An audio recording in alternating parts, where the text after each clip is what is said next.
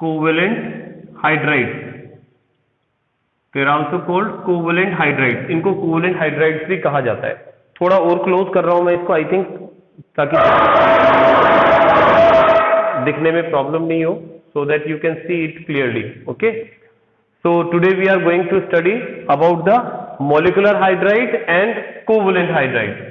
तो देखिए मॉलिक्यूलर और कोवेलेंट हाइड्राइड को हम क्लासिफिकेशन करके, थोड़ा क्लासिफाई करके स्टडी करेंगे। तो इसको हम 3 पार्ट्स में डिवाइड करते हैं। तो first part is the electron deficient hydride. Covalent hydride का जो फर्स्ट पार्ट है दैट इज इलेक्ट्रॉन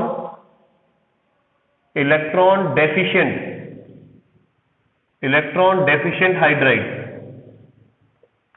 तो जैसा कि नाम से पता चल रहा है बेटा, इलेक्ट्रॉन डेफिशिएंट का मतलब जिनके पास इलेक्ट्रॉन की कमी हो, ठीक है, जिनके पास इलेक्ट्रॉन कम है उन्हें आप बोलेंगे इलेक्ट्रॉन डेफिशिएंट। तो ऐसे कौन से हाइड्राइड हैं जो जिनके पास में वैलेंस शेल के अंदर 8 इलेक्ट्रॉन पूरे नहीं होते, 8 इलेक्ट्रॉन से कम इलेक्ट्रॉन होते हैं, उन्हें हम लोग इलेक्ट्रॉन डेफिशिएंट कह सकते हैं। तो इसमें बेसिकली जो 13th ग्रुप एलिमेंट होते हैं, ठीक है, 13th ग्रुप एलिमेंट, ध्यान रखें पहला point, 13th group element form these hydrides 13 group के एलिमेंट इन हाइड्राइड्स की फॉर्मेशन करते हैं। तो एक बार एक नजर डाल लेते हैं 13 ग्रुप एलिमेंट के ऊपर कि 13 ग्रुप एलिमेंट कौन कौन से, ठीक है। तो 13 ग्रुप एलिमेंट को हम बोरोन फैमिली भी कहते हैं। तो 13 ग्रुप में आपके पास बोरोन फैमिली है, यानी बोरोन, एल्यूमिनियम, गैलियम, इंडियम और थैलियम, ठीक है। तो ये जो एलिमेंट है हमारे पास बेटा, ये 13th ग्रुप के एलिमेंट है। और एक और खास बात, हमें ये पता है कि इनका जो इलेक्ट्रॉनिक कॉन्फ़िगरेशन होता है, if we talk about the electronic configuration of these element, एक बार मैं लिख देता हूं। देखिए हीलियम के बाद इनमें 2s2 and 2p1, यहां देखा जाए तो नियॉन के बाद इनका इलेक्ट्रॉनिक कॉन्फ़िगरेशन होता है 3s2 and 3p1। यहां पर ऑर्गन के बाद जो इलेक्ट्रॉनिक कॉन्फ़िगरेशन होता है इनका that is 3d10 4s2 and 4p1। Idiom का जो इलेक्ट्रॉनिक कॉन्फ़िगरेशन है वो है क्रिप्टॉन के बाद that is 4d10 5s2 and 5p1। और एक लास्ट और लिख देता हूं जिनॉन में आपके पास इलेक्ट्रॉनिक कॉन्फ़िगरेशन आता है that is 4f14 5d10 6s2 and 6p1, ठीक है।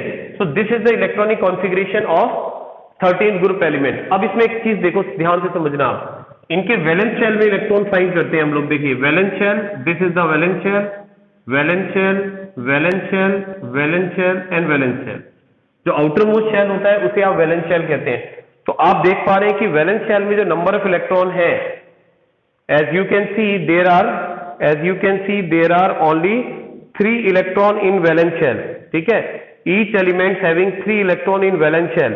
और अगर मान लो ये वैलेंस शेल के इलेक्ट्रॉन बॉन्डिंग कर लेते हैं, अगर ये हाइड्रोजन के साथ बॉन्डिंग कर लेते हैं वैलेंस शेल के electron, then their total electron will be 6। But जो हम ये कहें कि एक तरह से नोबल गैस कॉन्फ़िगरेशन कब मिलेगा, जब 8 इलेक्ट्रॉन होंगे, ठीक है। जैसे इसके कुछ हाइड्राइड्स के मैं एग्जांपल ले रहा हूं। अगर हम हाइड्राइड देखते हैं तो एक तो आपके पास जैसे BH3 आता है, आपके पास BH3, ठीक है, बोरोन हाइड्राइड इसको बोलते हैं हम लोग।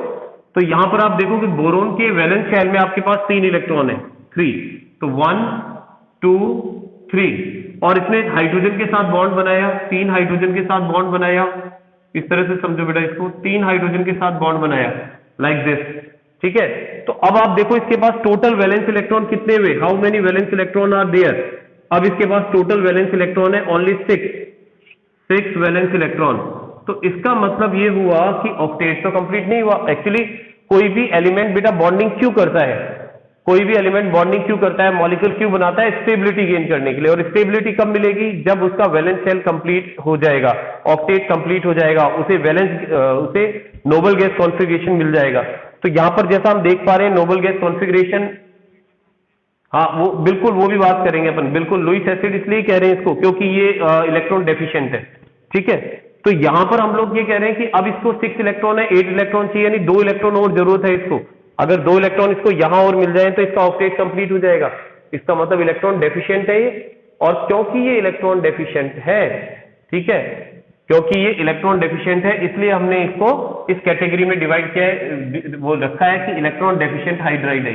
इसी तरह से एक और देखो आप AlCl3, तो सिमिलरली AlCl3 भी होगा आपके पास, क्योंकि AlCl3 में क्या होगा बेटा, Al में 3 Cl को मैं कनेक्ट कर रहा हूं, ठीक है, और आप देखो एक बॉन्ड जो है वो 2 इलेक्ट्रॉन से फॉर्म हो रहा है, तो डेफिनेटली यहां पर आपके पास 3 बॉन्ड बन रहे हैं, दैट मीन्स 6 इलेक्ट्रॉन, तो इट रिक्वायर 2 मोर इलेक्ट्रॉन। तो ऐसे जो एलिमेंट, ऐसे जो मॉलिक्यूल्स बनते हैं, जैसे अभी इसने कहा लुईस एसिड, ठीक है, तो ऐसे जो मॉलिक्यूल्स होते हैं ना बेटा, इन ये electron, just a minute I will take your question, so such type of elements are electron deficient, और ये किसी नेगेटिव से रिएक्शन कर सकते हैं, ठीक है, और उसको अपने में जोड़ सकते हैं, इलेक्ट्रॉन ले सकते हैं, इसलिए हम लोग इनको लुईस एसिड कहते हैं। Lewis acids are those species which can gain electron from other, ठीक है, तो इसलिए हम इसको लुईस एसिड भी कहते हैं। हाँ बोलिए बेटा, आप बोलो, क्या बोल रहे हो आप? Yes, anybody want to ask anything?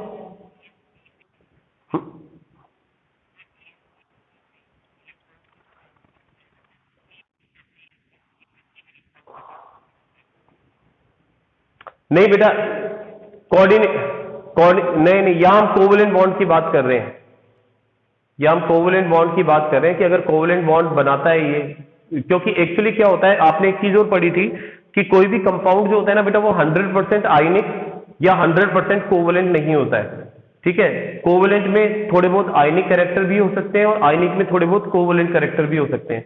तो हम लोग कभी कभी आयनिक कंपाउंड की स्टडी जो है एज अ कोवलेंट भी करते हैं। तो फिलहाल हम यहाँ जो AlCl3 की जो प्रॉपर्टी स्टडी कर रहे हैं, तो we are studing as a covalent compound, so that's why मैं यहां पर ना इसके जो बॉन्ड पेयर है उनकी स्टडी कर रहा हूं। बात समझ आ गई बेटा? ठीक है ना, इसलिए हम लोग इसकी स्टडी कर रहे हैं। तो आप इसको AlCl3 ले सकते हो। अब ये तो मैंने AlCl3, ओके, AlCl3 मैंने ले लिया, क्योंकि हम हाइड्राइड की बात कर रहे हैं तो हम AlH3 भी ले सकते हैं, ठीक है, हम यहाँ पर AlH3 ले सकते हैं। तो AlH3 जो है ये भी हाइड्राइड बना रहा है, तो लेकिन इसके हाइड्राइड में भी सेम वही बात आ गई कि ये क्या है, कोवलेंट कैरेक्टर बनाएगा, ठीक है। चलिए, तो ये आपके पास एक तरह का हाइड्राइड आ गया है, ठीक है, इलेक्ट्रॉन डेफिशिएंट हाइड्राइड, और ये 13th ग्रुप के एलिमेंट बना पा रहे हैं। थोड़ा सा और आगे चले तो इलेक्ट्रॉन प्रिसाइज हाइड्राइड की बात करते हैं अब अपन, ठीक है। Now we are talking about electron precise hydride, electron precise. अब देखो, इलेक्ट्रॉन प्रिसाइज हाइड्राइड कौन बनाएगा? इलेक्ट्रॉन प्रिसाइज हाइड्राइड वो बनाएगा जिसके पास खुद के पास 4 वैलेंस इलेक्ट्रॉन है और 4 वो किसी हाइड्रोजन से ले ले, तो 4 और 4 8, यानी 4 and 4 मेक्स 8, तो 8 इलेक्ट्रॉन कंप्लीट हो जाएंगे। दैट मीन्स उसका जो नोबल गैस कॉन्फ़िगरेशन है और इनर्ट गैस कॉन्फ़िगरेशन है, इट विल कंप्लीट, ठीक है, वो कंप्लीट हो जाएगा।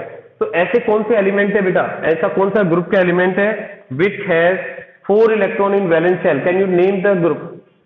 14th group, great. 14th group के जो एलिमेंट है वो इस तरह का बिहेवियर शो करते हैं।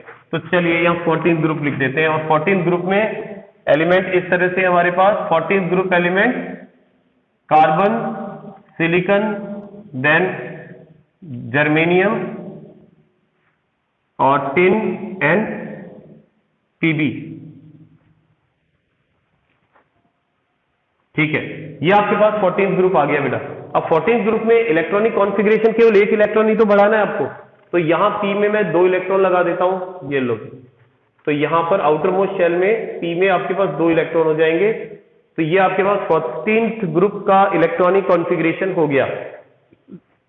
सो हमें यह पता है कि एलिमेंट जो है, ठीक है, इनके वैलेंस शेल में या वैलेंस इलेक्ट्रॉन की अगर हम बात करें तो इनमें वैलेंस इलेक्ट्रॉन 4 है, 4 है, तो इसका मतलब 4 इलेक्ट्रॉन और मिल जाए तो इनका जो ऑक्टेट है वो कंप्लीट हो जाएगा, नोबल गैस कॉन्फ़िगरेशन अचीव कर लेंगे। तो ऐसे हाइड्राइड जो ये बनाएंगे, कार्बन बनाएगा, सिलिकॉन बनाएगा, जर्मेनियम बनाएगा, टिन बनाएगा और लेड बनाएगा, ठीक है, तो वो सारे इसी कैटेगरी में होंगे, जैसे CH4, SiH4, ठीक है, Ge germanium hydride, tin hydride और लेड हाइड्राइड, ठीक है। तो ये ऐसे हाइड्राइड्स हैं आपके पास जिनके वैलेंस शेल में 8 इलेक्ट्रॉन है। देखिए, carbon, and we know that carbon has 4 electron in valence shell, 1 2 3 and 4, और 4 हाइड्रोजन यहाँ जुड़े हुए, 1 2 3 and 4, and each hydrogen has 1 electron, each hydrogen has 1 electron like this, इस तरह से हर हाइड्रोजन के पास एक एक इलेक्ट्रॉन है। तो अब होगा क्या बेटा, यहाँ पर ये इस तरह से बॉन्डिंग कर सकता है, ठीक है। तो इसका ऑक्टेट कंप्लीट हो गया, आप देखो जरा यहाँ पर ऑक्टेट इज कंप्लीट। तो यानी अब बिल्कुल प्रिसाइज इलेक्ट्रॉन है इसके पास में, न कम है 8 से न ज्यादा है, ठीक है। तो इसमें क्या है, प्रिसाइजली 8 है, प्रिसाइज है ये। तो हम इसको क्या बोल रहे हैं, that's why electron precise hydride, मतलब पूरे पूरे इलेक्ट्रॉन वाले हाइड्राइड है, न तो इलेक्ट्रॉन कम पड़ रहे हैं न ज्यादा पड़ रहे हैं। तो दैट्स व्हाई यहाँ पर ये न तो लुईस एसिड की तरह बिहेव करेगा, न ही लुईस बेस की तरह बिहेव करेगा, they will act as neutral hydride, ठीक है। ये किस तरह से एक्ट करेंगे, न्यूट्रल हाइड्राइड की तरह एक्ट करेंगे, ठीक है। So I think it is clear to you. अच्छा, साथ ही साथ हम ना इन हाइड्राइड, यस कुछ पूछना चाह रहे बेटा?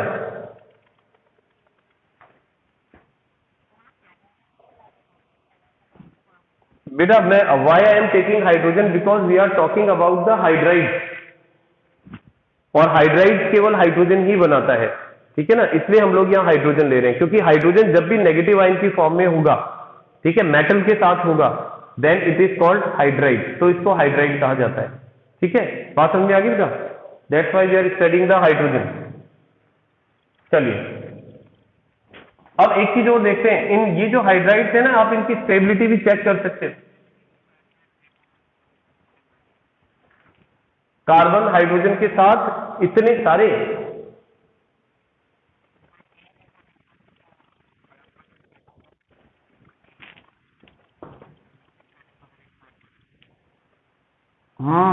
एक्चुअली कोवेलेंट बॉन्ड बनाते हैं। बाकी कार्बन कार्बन के साथ एक कैटिनेशन साइड कहना चाह रहे हो, कैटिनेशन की प्रॉपर्टी तो कार्बन में होती है, बाकी हाइड्रोजन के साथ तो कार्बन के अलावा दूसरे एलिमेंट भी कंपाउंड तो बनाते ही हैं, ठीक है ना। हाइड्रोजन के साथ दूसरे एलिमेंट भी कंपाउंड बनाते हैं। कार्बन की का नेचर ज्यादा कोवेलेंट बनाने का है, ठीक है, इजिली कोवेलेंट बॉन्ड बनाता है इसके साथ, ठीक है।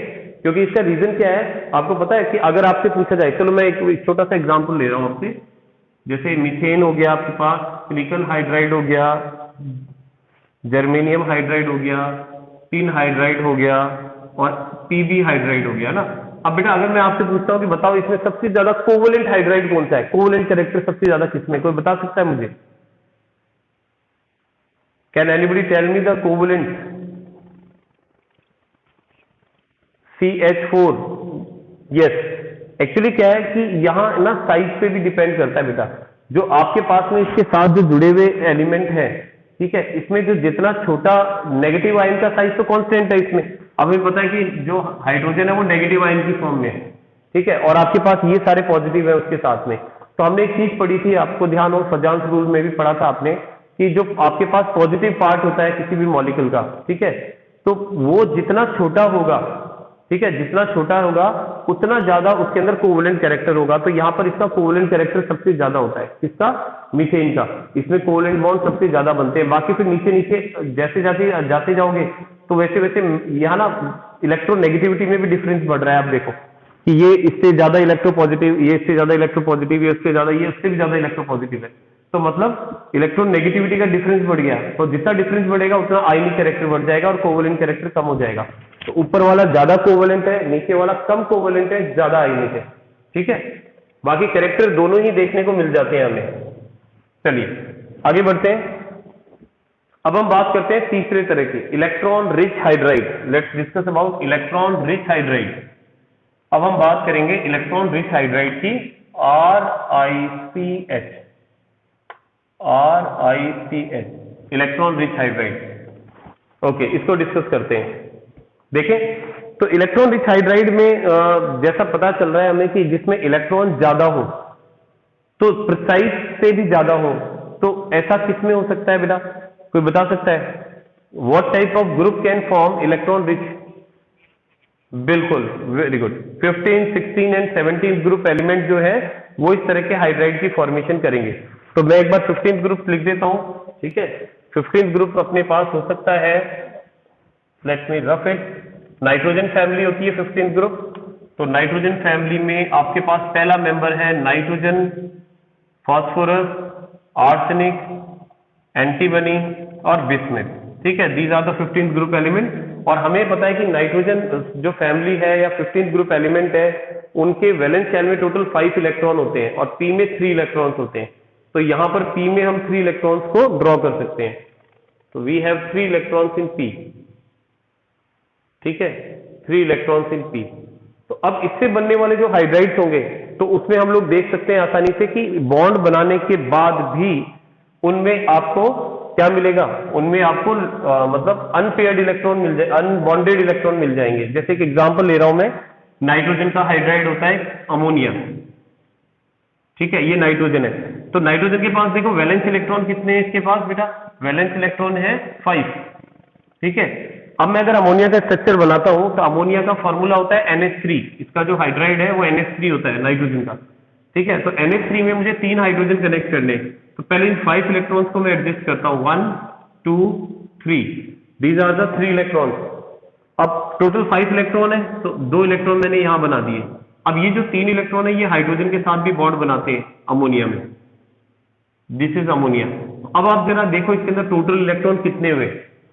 ठीक है, बॉन्ड बनाने के बाद जैसे इसने इससे बॉन्ड बना लिया, इसने इससे बॉन्ड बना लिया, इसने इससे बॉन्ड बना लिया।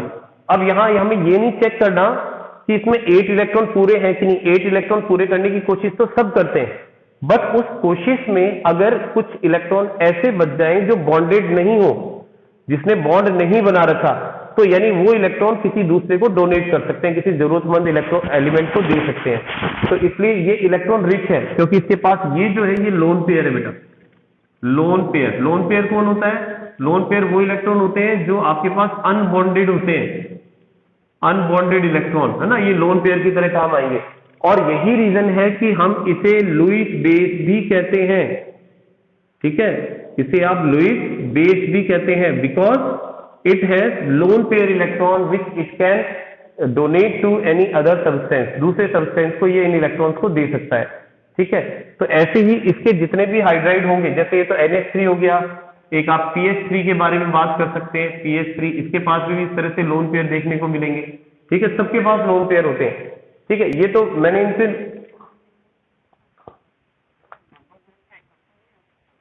नहीं बेटा, एक्चुअली इसका रीजन है, we know that hydrogen can form a single bond and hydrogen has only 1 electron.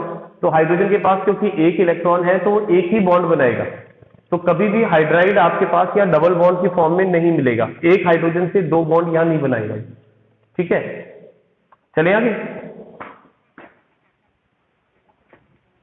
हाँ होता है बिल्कुल बेटा, वो नहीं नहीं नहीं, वो नहीं होता एक्चुअली। एसिटिक एसिड जो होता है बेटा, उसमें डबल बॉन्ड ऑक्सीजन के बीच में होता है। जैसे अगर आप एसिटिक एसिड को देखते हैं, CH3COOH लाइक दिस, तो कहीं पे भी है ना हाइड्रोजन डबल बॉन्ड नहीं बना रहा है। इस हाइड्रोजन को भी अगर मैं बनाता हूं तो लाइक दिस, इस तरह से है।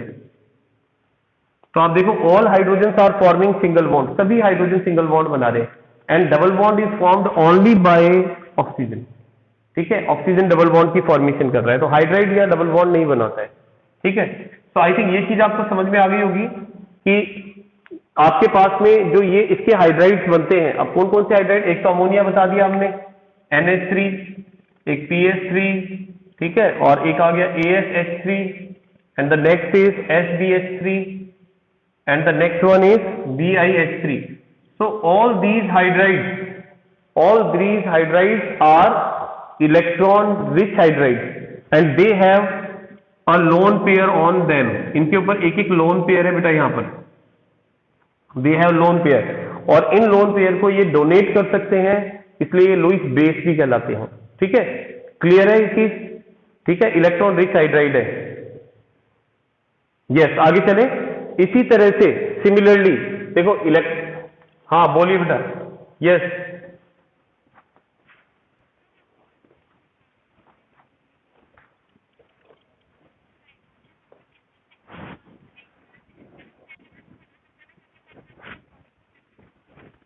बेटा जब वो एक इलेक्ट्रॉन लेगा ना, तो एक इलेक्ट्रॉन खुद का और एक इलेक्ट्रॉन वो लेगा। तो 2 इलेक्ट्रॉन हो गए, तो 2 इलेक्ट्रॉन से एक ही बॉन्ड बनता है। बात समझे? जैसे मान लो मैं एक एग्जांपल ही ले रहा हूं, यहां पर जैसे मान ली, हाँ बोलिए।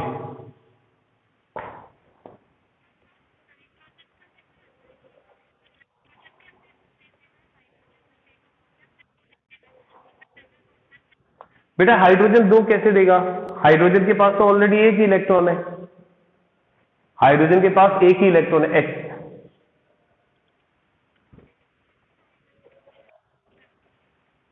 देखो मैं आपको बताता हूं, हाइड्रोजन दो तरह से बॉन्ड बना सकता है, दो पॉसिबिलिटी होती है। एक पॉसिबिलिटी मैंने ये बताई आपको, जहां हाइड्रोजन के पास एक इलेक्ट्रॉन था और एक नाइट्रोजन का इलेक्ट्रॉन लिया और इन्होंने एक सिंगल बॉन्ड बना लिया, ठीक है।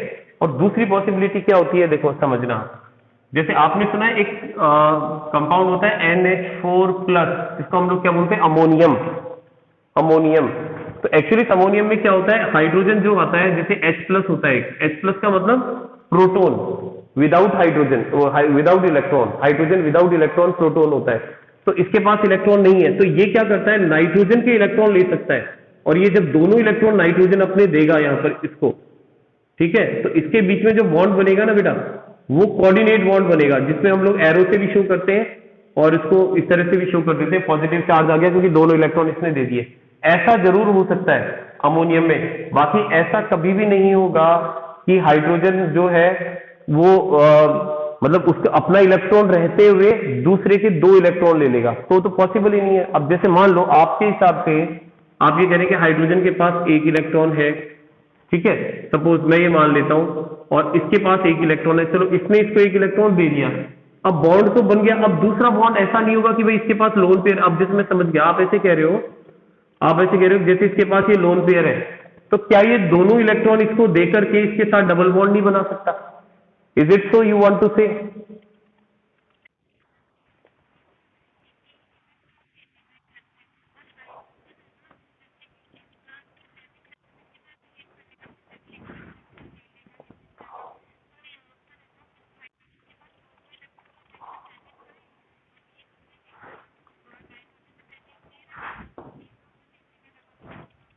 अच्छा देखो, अब एक चीज बताता हूं बेटा, कोई भी एलिमेंट जो होता है ना, वो इलेक्ट्रॉन लेना या देने का जो काम करता है वो स्टेबिलिटी गेन करने के लिए करता है।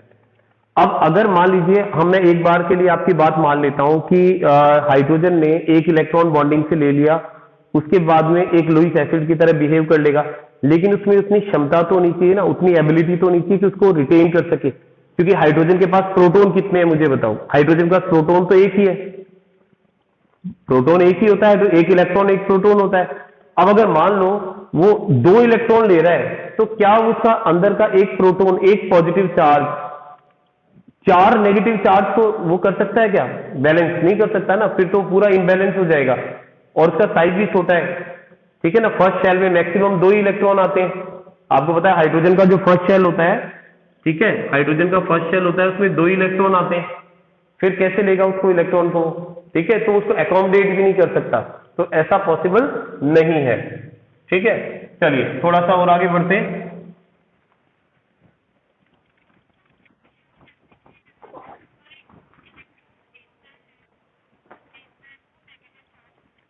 बिल्कुल बिल्कुल, कोई भी इलेक्ट्रॉन जो लेगा, इलेक्ट्रॉन गेन करने वाला नेगेटिव हो जाएगा और इलेक्ट्रॉन डोनेट करने वाला पॉजिटिव हो जाएगा, जनरली ऐसा ही होता है, ठीक है ना। चलिए अब आगे बात करें हम, ये हमने 15th ग्रुप की बात कर ली थी, अब एक बार मैं 16th ग्रुप में एंटर कर रहा हूं। अगर मैं 16th ग्रुप लेता हूं, ये भी इलेक्ट्रॉन रिच हाइड्राइड बनाएगा, तो 16th ग्रुप में आपके पास क्या है बेटा, ऑक्सीजन है, सल्फर है, सेलेनियम है, टेलुरियम है और पोलोनियम है, ठीक है। These are the 16th group element, और 16th ग्रुप एलिमेंट के वैलेंस शेल में 6 इलेक्ट्रॉन होते हैं, और 6 कैसे होते हैं, देखिए कि यहां पर 2s2 and 2p4, 3s2 3p4, 4s2 4p4, 5s2 5p4 and 6s2 6p4, यानी वैलेंस शेल में हमने इसके पास में 6 इलेक्ट्रॉन शो कर दिए हैं।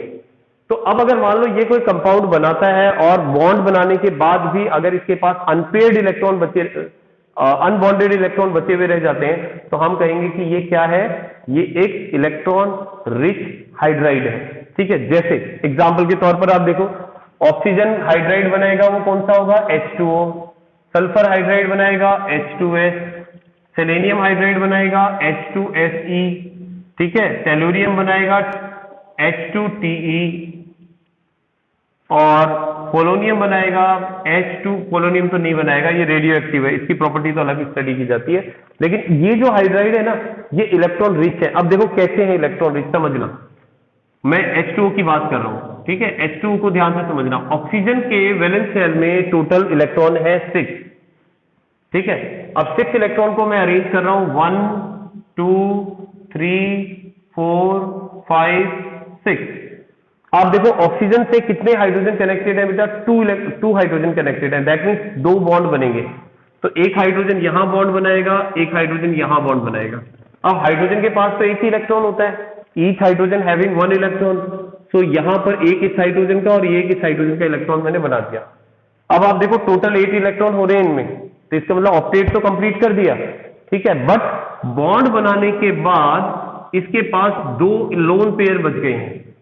देख पा रहे हैं आप, 2 लोन पेयर बच गए हैं। इसको मैं और अच्छी तरह बना देता हूं इस तरह से।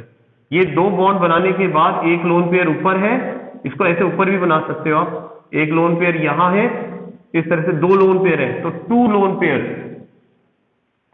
पेयर अवेलेबल हैं। और लोन पेयर क्या होते हैं, अनबॉन्डेड इलेक्ट्रॉन्स हैं जो बॉन्ड नहीं बना रखे हैं। तो इनको तो डोनेट कर सकता है, किसी को दे सकता है, इलेक्ट्रॉन रिच हो गया। तो इसी वजह से ये भी किसका वर्क कर सकता है, लुईस बेस की तरह वर्क कर सकता है। लुईस बेस वो होते हैं जिनके पास बॉन्ड बनाने के बाद भी नॉन बॉन्डेड या अनबॉन्डेड इलेक्ट्रॉन बच जाते हैं, जिनको वो डोनेट कर सकता है। तो ऐसे ही ये सब के सब लुईस बेस हो सकते हैं। ऑक्सीजन के पास यहां भी 4 इलेक्ट्रॉन है, या सल्फर के पास 4 है, सेलेनियम के पास 4 है, टेलुरियम के पास 4 इलेक्ट्रॉन है। तो यानी हाइड्रोजन के साथ हाइड्राइड बनाने के बाद भी इनके पास में इस तरह से इलेक्ट्रॉन बचे हुए रह जाते हैं, ठीक है। तो I think it is clear to you, ये समझ में आ गया बेटा, ठीक है ना। इसलिए इसको भी इलेक्ट्रॉन रिच हाइड्राइड कह रहे हैं। और थोड़ा आगे बढ़ते हैं और अब बात करते हैं 17th ग्रुप की, ठीक है। तो 17th ग्रुप भी ध्यान रखना, इलेक्ट्रॉन रिच है। तो 17th ग्रुप में आपके पास एलिमेंट आता है फ्लोरीन, क्लोरीन, ब्रोमीन, आयोडीन और एस्टेटीन। एस्टेटीन रेडियो एक्टिव है, इसकी स्टडी नहीं करेंगे, ठीक है। और हम बात करते हैं, तो अब इनमें क्योंकि फ्लोरीन इनके वैलेंस शेल में 7 इलेक्ट्रॉन होते हैं बेटा, तो 7 इलेक्ट्रॉन कैसे होंगे, एस में 2 और पी में 5। यहां 5 इलेक्ट्रॉन है, यहां भी 5 इलेक्ट्रॉन है। अब आप देख सकते हैं इसमें सारे वैलेंस इलेक्ट्रॉन जो है वो 7 है, ठीक है, 7 वैलेंस इलेक्ट्रॉन है। This is the electronic configuration of halogen family, ठीक है। अब जरा इसके कंपाउंड हाइड्राइड्स देख लेते हैं, कौन किस तरह के हाइड्राइड बनाता है ये, देखिए। तो अब यहां पर फ्लोरीन, तो फ्लोरीन क्या बनाएगा बेटा, HF बनाएगा, क्लोरीन HCl बनाएगा, ब्रोमीन HBr बनाएगा, आयोडीन HI बनाएगा, ठीक है। तो these are the hydrides of halogen, ये हैलोजन के हाइड्राइड्स हैं। अब हमें ये पता है, जैसे मैं HF का स्ट्रक्चर बनाता हूं HF,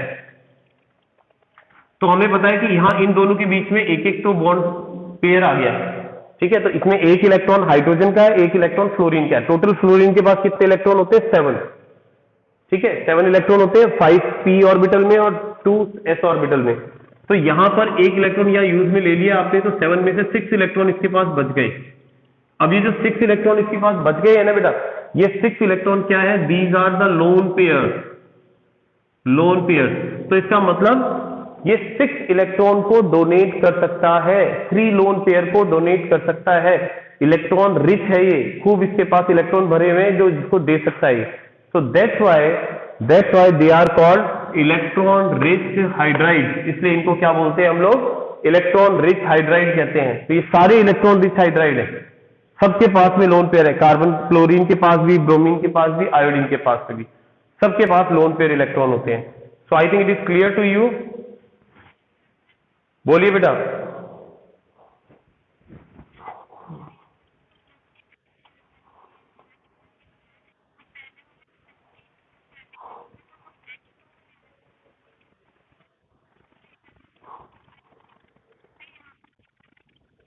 बिल्कुल अच्छा क्वेश्चन है। देखो इसमें सिंपल सा रीजन है बेटा, मैं यहां बताता हूं आपको। देखो होता क्या है, जैसे अपन ने 15 16 तीनों ही देख लेते हैं अपन लोग, 15 ग्रुप 16 ग्रुप और 17 ग्रुप। ठीक है, तो 15 ग्रुप के अंदर जो इलेक्ट्रॉन्स थे हमारे पास, वो इलेक्ट्रॉनिक कॉन्फ़िगरेशन था NS2 NP3, या इलेक्ट्रॉनिक कॉन्फ़िगरेशन था NS2 NP4, और यहां था NS2 NP5। ठीक है, तो ये आउटर इलेक्ट्रॉनिक कॉन्फ़िगरेशन लिखा है मैंने। तो इसमें आउटर इलेक्ट्रॉनिक कॉन्फ़िगरेशन में अगर आप देखें तो कितने इलेक्ट्रॉन है 5, यहाँ कितने इलेक्ट्रॉन है 6, यहाँ कितने इलेक्ट्रॉन है इसमें, यहाँ इलेक्ट्रॉन है 7। ठीक है, तो ये जो मैंने इलेक्ट्रॉन लिखे हैं बेटा, 5 इलेक्ट्रॉन, 6 इलेक्ट्रॉन, 7 इलेक्ट्रॉन, ये इनके वैलेंस इलेक्ट्रॉन है। ठीक है, अब डेफिनेटली कोई भी कंपाउंड जो होता है वो उतनी ही बॉन्डिंग करता है जितनी उसकी वैलेंसी होती है। और वैलेंसी हम लोग कैसे फाइंड करते हैं, अगर आपके पास 4 से ज्यादा इलेक्ट्रॉन है तो वैलेंसी फाइंड करने के लिए वैलेंस इलेक्ट्रॉन को आप 8 में से माइनस करते हैं। तो 8 - 5, तो यहां आ गया 3, 8 - 6 यहां आ गया 2, और 8 - 7 यहां आ गया 1। ठीक है, तो इसकी वैलेंसी कितनी है बेटा, इसकी वैलेंसी है 3, इसकी वैलेंसी है 2, और इसकी वैलेंसी है 1। ठीक है, तो अब 15th में एक एक एलिमेंट ले लेता हूं। 15th में क्या था, नाइट्रोजन था पहला एलिमेंट 15th ग्रुप में, 16th में ऑक्सीजन था, 17th में फ्लोरीन था। ठीक है, तो नाइट्रोजन कितने बॉन्ड बनाएगा हाइड्रोजन से बेटा, बताओ अब, 3 बॉन्ड बनाएगा। ठीक है, तो यहां NH3 बनेगा। ओके, ऑक्सीजन कितने बॉन्ड बनाएगा, 2 बॉन्ड बनाएगा, यहां H2O बनेगा। और फ्लोरीन कितने बॉन्ड बनाएगा, 1 बॉन्ड बनाएगा, यहां HF बनेगा। तो it depends on their valency. ठीक है, वैलेंस शेल में अगर 5 इलेक्ट्रॉन है तो 3 रिक्वायर्ड है, तो 3 हाइड्रोजन से बॉन्ड बनाएगा। यहां पर 6 है इलेक्ट्रॉन, तो इसका मतलब 2 हाइड्रोजन से। ठीक है, चलिए आगे चले बेटा। ओके,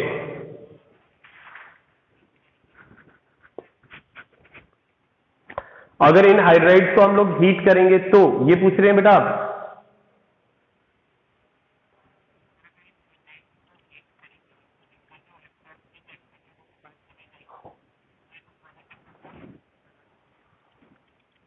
नहीं ऐसा नहीं है बेटा, ये इलेक्ट्रॉन, केवल इलेक्ट्रॉन जब तक नहीं जाएंगे जब तक उसको कोई लेने वाला नहीं मिले। अगर आप केवल हीट करते हैं इसको तो इलेक्ट्रॉन निकल के जाएंगे कहां, जब तक कोई उनको गेन करने वाला नहीं होगा। एक्चुअली इलेक्ट्रॉन रिलीज नहीं होते हैं इसमें, जब आप हीट करते हैं इनको, ये इलेक्ट्रॉन रिलीज नहीं करते हैं। जब तक इलेक्ट्रॉन एक्सेप्टर नहीं मिलेगा तब तक इलेक्ट्रॉन डोनर कुछ नहीं कर सकता। ठीक है ना, अकेले कुछ नहीं करेंगे। ये कब करेंगे, जब इनको कोई इलेक्ट्रॉन लेने वाला मिलेगा। तो यही, जब तो हम लोग कहते हैं ना एसिड और बेस रिएक्शन क्यों करते हैं। ठीक है, क्योंकि एसिड जो लुईस बेस है वो इलेक्ट्रॉन रिलीज करता है और लुईस एसिड इलेक्ट्रॉन को ले लेता है, तब वो रिएक्शन होती है। जैसे एक एग्जांपल बता रहा हूं आपको, जब आपने पूछ ही लिया है, जैसे मान लो H2O है। ठीक है, हमें पता है बेटा इसके पास में 2 लोन पेयर है।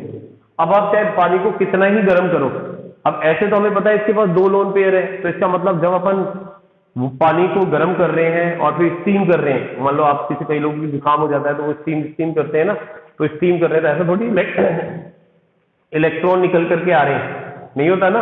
अगर इलेक्ट्रॉन निकल के आते हैं तो हमारी पूरी बॉडी चार्ज हो जाती है, नेगेटिवली चार्ज, बिकॉज हम स्टीम कर रहे थे और वाटर ने जो लोन पेयर इलेक्ट्रॉन थे वो रिलीज करती है। लेकिन ऐसा नहीं होता। होता क्या है वो समझो, ये इलेक्ट्रॉन जब तक काम में नहीं आएंगे जब तक कोई इलेक्ट्रॉन एक्सेप्टर नहीं मिलेगा। अब जैसे मान लो आपने इसको थोड़ा सा एसिड डाल दिया, इसमें वाटर में थोड़ा सा एसिड डाल दिया, तो एसिड डालने पर क्या होगा, देखो हमें पता है कि ये लुईस बेस कहा था हमने इसको, और एसिड से रिएक्शन करेगा तो ये H+ को गेन कर सकता है, क्योंकि H+ का मतलब होता है प्रोटॉन, हाइड्रोजन विदाउट इलेक्ट्रॉन। तो अब ये H+ जब यहां जाएगा तो इस एक लोन पेयर को ले सकता है, H+, एक लोन पेयर के साथ बॉन्ड बना सकता है। और बॉन्ड बना के क्या बनाएगा, देखो अभी फिलहाल ये इस तरह से था HOH। ठीक है, और इसके पास 2 लोन पेयर थे। अब मैंने इस H+ को यहां जोड़ दिया, तो इसका मतलब ये 2 इलेक्ट्रॉन इसने ले लिए, ये ले लिए इसने।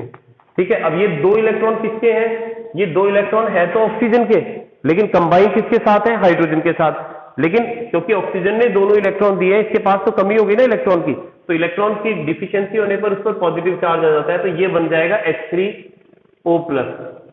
ठीक है, H3O पॉजिटिव बन जाएगा, जिसको हम कहते हैं हाइड्रोनियम। और प्लस में फिर क्या बच गया, Cl नेगेटिव बच गया।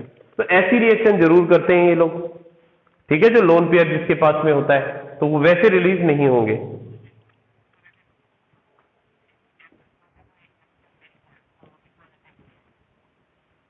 HF, हाँ HF भी बन सकता है, मतलब जितने भी बेटा लुईस बेस होते हैं तो वो मतलब लुईस एसिड के साथ में रिएक्शन कर सकते हैं, ठीक है ना, तो वो रिएक्शन हो जाती है उनकी, इलेक्ट्रॉन डोनर इलेक्ट्रॉन एक्सेप्टर को दे देता है इलेक्ट्रॉन।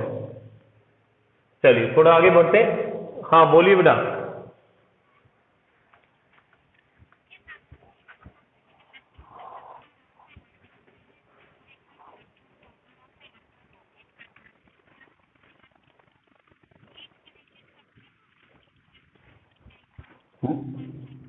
नहीं बेटा, ऐसा नहीं है, हीट की जरूरत नहीं होती, वहां पर मीडियम की जरूरत होती है। खास करके जो ये वाली रिएक्शंस होती हैं जो अपन बता रहे हैं, इलेक्ट्रॉन डोनेट करने वाली या इलेक्ट्रॉन लेने वाली, ये एक्चुअली एक्वस मीडियम में ज्यादा होती है। बाकी वैसे और भी हो सकती हैं, और भी बहुत सी ऐसी रिएक्शन है जहां जैसे अमोनिया को आप BF3 से रिएक्शन कराते हैं, ये आपने पढ़ा भी था। जैसे अमोनिया है और एक BF3 है या BH3 है, चलो इनको देखते हैं। जैसे हमें पता है अमोनिया क्या है बेटा, आपने पढ़ा है कि इलेक्ट्रॉन रिच हाइड्राइड है, ठीक है, और BH3 क्या पढ़ा हमने, इलेक्ट्रॉन डेफिशिएंट हाइड्राइड। तो इलेक्ट्रॉन रिच हाइड्राइड के पास तो लोन पेयर है और इलेक्ट्रॉन डेफिशिएंट हाइड्राइड के पास इलेक्ट्रॉन की कमी है, ठीक है। तो जब आप इन दोनों को मिक्स करेंगे तो ये आपस में एक कॉम्प्लेक्स बनाएंगे इस तरह से कि ये जो NH3 है, ये NH3 है, ये अपने लोन पेयर इलेक्ट्रॉन BH3 को दे देगा। तो ये जो एरो का साइन हम लगाते हैं इसका मतलब ही होता है कोऑर्डिनेट बॉन्ड है, मतलब NH3 ने अपना लोन पेयर बोरोन को डोनेट कर दिया है, इसलिए यहां पर ये बॉन्डिंग हुई है, ठीक है ना। तो इस तरह की बॉन्डिंग यहां पर हो सकती है। वैसे आज आपने मेरे को ज्यादा आगे बढ़ने नहीं दिया, कोई बात नहीं, फिर नेक्स्ट क्लास के अंदर आगे